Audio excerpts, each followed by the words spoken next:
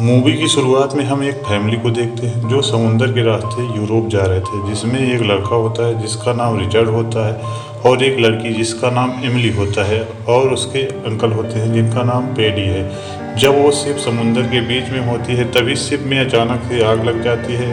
तब उनके अंकल दोनों बच्चों को साथ एक छोटी सी नाव पर बैठकर वहाँ से आगे जाते हैं, लेकिन शिप में लगी आग के धुएं के कारण वो रास्ता भटक जाते हैं। रात वो समुंदर में बीच में एक नाव पर बिताते हैं। अगले दिन जब इमली उठती है तो उसे समुंदर के बीच में एक आइलैंड दिखता है, तो वो अपने अंकल को उठाती है। उनके अंकल आइलैंड को देखकर बहुत खुश होते हैं। वो तीनों उस आइलैंड पर जाते हैं। उस आइलैंड पर पीने के लिए मीठे पानी और खाने के बहुत सारे फ्रूट थे।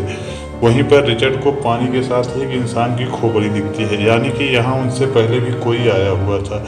इसलिए वो डर जाते हैं और पानी से निकल जाते हैं। तभी वहाँ पर एमिली एक लाल दिखने वाले फल को खाने लगती है। तभी उसके अंकल उन्हें रोकते हैं, कहते हैं ये फल जहरीले हो सकते हैं और इन्हें खाने से इंसान की जान भी जा सकती है। और फिर उनके अंकल पेडी रिचर्ड और एमिली को घर बनाना और मछली पकड़ना सिखाते हैं, क्योंकि इस आइलैंड पर सरवाइव करने के लिए इन बच्चों को ये सब सीखना पड़ेगा। फिर एक रात जब पेडी बैठा था तो उसे आइलैंड के दूसरे सिरे से कुछ आवाज़ सुनाई देती है। सुबह जब पेडी उस जगह पर जाता है तो उसे वहाँ पर खून दिखाई देता है। ये सब देखकर पेडी बहुत डर जाता है और वो बच्चों के पास आता है और उन्हें बताता है कि कभी भी आइलैंड की दूसरी तरफ मत जाना।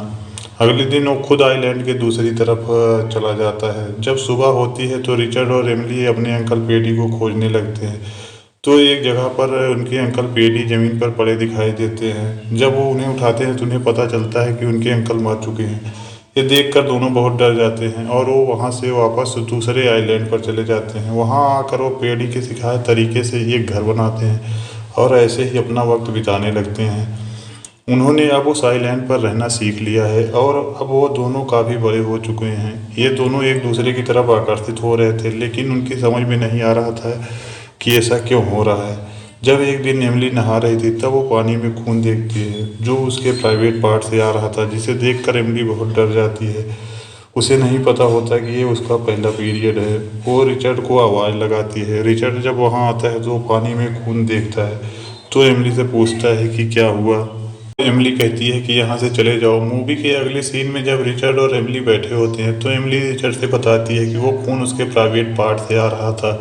अब जैसे जैसे समय बीतता है वो एक दूसरे की तरफ और ज़्यादा आकर्षित हो रहे थे। एक दिन एमिली ऐसे ही आइलैंड पर घूम रही थी, तब उसे एक मूर्ति नज़र आती है और वो उस मूर्ति से खून बह रहा था, जिसे देखकर एमिली बहुत डर जाती है और वो वहाँ से भाग जाती है और ये सब रिचर्ड को बताती है। तब रिचर्ड उसे डांटता है और कहता है कि तुम वहाँ पर क्यों गई थी, और फिर रिचर्ड वहाँ से चला जाता है। जब एक दिन एमिली सो रही थी तो उसे एक सपना आता है जिसमें वह रिचर्ड को मरा हुआ देखती है।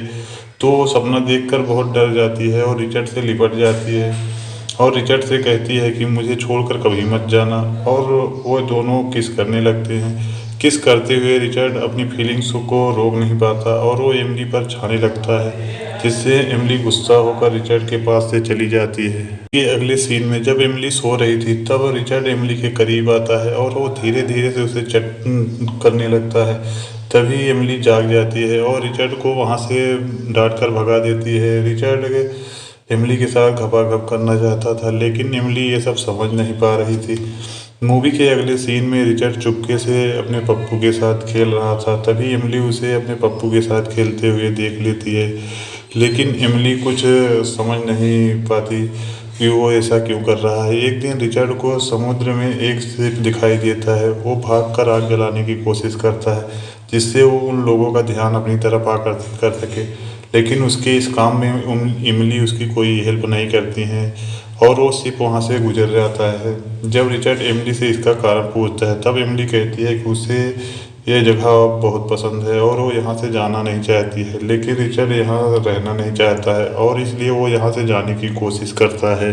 इसलिए वो एक छोटी सी नाव बनाता है, लेकिन उसकी नाव समुंदर के लहरों के आगे टिक नहीं पाती है और वो टूट जाती है। ये देखकर एमिली हंसने लगती है और वो रिचर्ड से कहती है कि मुझे पता है कि तुम उस दिन क्या कर रहे थे। तब रिचर्ड कहता है कि तुम मुझे छिप छिप कर देख रही थी। तब एमिली रिचर्ड से कहता है कि तुम भी तो मुझे छुप छुप के देख रहे थे। और इस बात पर दोनों लड़ने लगते हैं और घर जाकर रिचर्ड एमिली का सारा सामान फेंक देता है और इसलिए एमिली को एक छोटी सी गुफा में रहना पड़ता है। एक बार जब एमिली घूम रही थी तब उसका पैर एक जहरीली मछली पर पड़ जाता है जिसकी वजह से वो बीमार पड़ जाती है। तब रिचर्ड एमिली के पास आता है और उससे पूछता है कि तुम्हें क्या हुआ। तब वो कहती है कि मेरा पैर एक जहरीली मछली पर पड़ गया था। एमिली की ऐसी हालत देखकर रिचर्ड बहुत दुखी हो जाता है। एमिली उससे कहती है कि मुझे उस मूर्ति के पास ले चलो, क्योंकि एमिली उस मूर्ति को अपना भगवान मानती थी।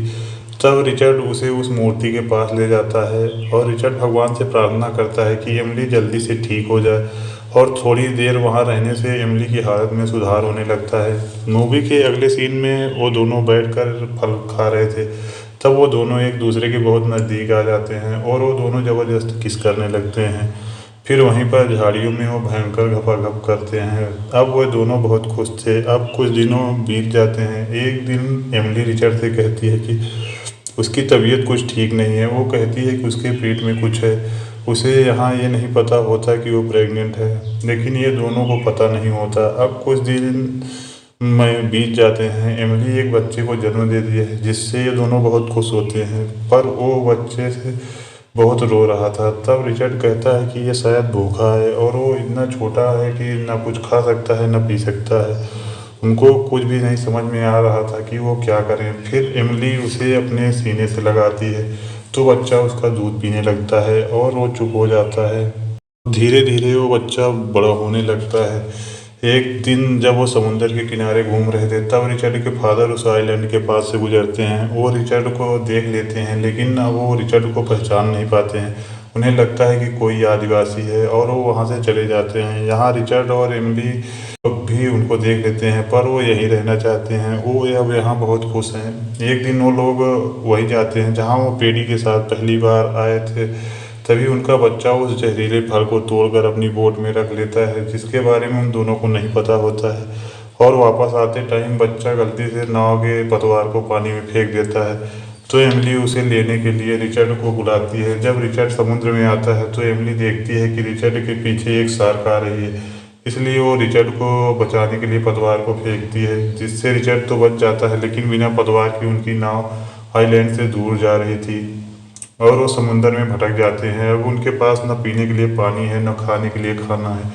वो लोग भूख प्यास बर्दाश्त कर सकते हैं, लेकिन उनका एक बच्चा उनके साथ है। उन्हें उनकी चिंता हो रही थी। ऐसे ही एक दो दिन बीत जाते हैं। भूख की वजह से वो बच्चा उस फल को खा लेता है। उसे खाते हुए एमिली देख लेती है तो दोनों भी उस फल को खा लेते हैं। उस फल को खाने से उन सबको नींद आ जाती है। जब उनकी नाव समुंदर में भटक रही होती है तभी रिचर्ड के फादर उनकी नाव को देख लेते हैं। जब वो उनकी नाव के पास जाकर देखते हैं तो सब लोग वहाँ जाकर देखते हैं तो 3 लोग ज़िंदा होते हैं। इसी के साथ मूवी ख़त्म हो जाती है और हमें मूवी में ये नहीं बताया गया है कि वो लोग कैसे ज़िंदा बचे। ऐसी और वीडियो देखने के लिए चैनल को सब्सक्राइब ज़रूर करें। फिर मिलते हैं एक और वीडियो में, तब तक के लिए गुड बाय।